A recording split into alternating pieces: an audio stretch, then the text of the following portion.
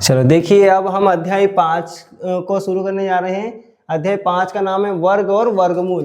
तो हमारा पहला प्रश्न जिसमें है 6400 का वर्गमूल ज्ञात कीजिए। वर्गमूल का मतलब होता है कि 6400 का करनी के अंदर लिख देंगे और इसमें इसकी घात 2 होती है, यानी करनी की घात 2 होती है।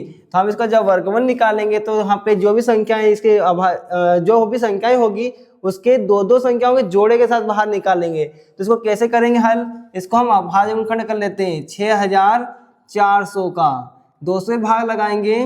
2 से भाग कितनी बार जाएगा? 2 तिया 6 और 2 दूनी 4 और 0 का 0 0 का 0। फिर वापस 2 से लगाएंगे तो 2 1 कम 2 बचेगा 1, 2 6 12, 0 का 0 0 का 0। फिर वापस 2 से लगाएंगे 2 8 16 और 0 का 0 0 का 0। फिर वापस 2 से लगाओ 2 चौक 8, 0 का 0 0 का 0। फिर वापस 2 से 2 दूनी 4, 0 का 0 0 का 0। फिर वापस 2 से 2 1 कम 2, 0 का 0 0 का 0। अब वापस 2 से लगाओ 2 पंजे 10 और 0 का 0। फिर वापस 2 से लगाओ 2 दूनी 4 बच गया 1, 2 पंजे 10। अब 2 से नहीं जाएगा, 5 से भाग जाएगा इसमें। तो 5 से भाग लगाएंगे तो 25 25, फिर 5 से देंगे 5 एकम 5।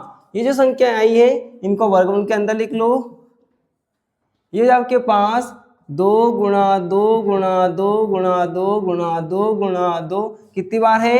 1 2 3 4 5 6 7 8, 8 बार 2 है। 1 2 3 4 5 6 7 और ये 8।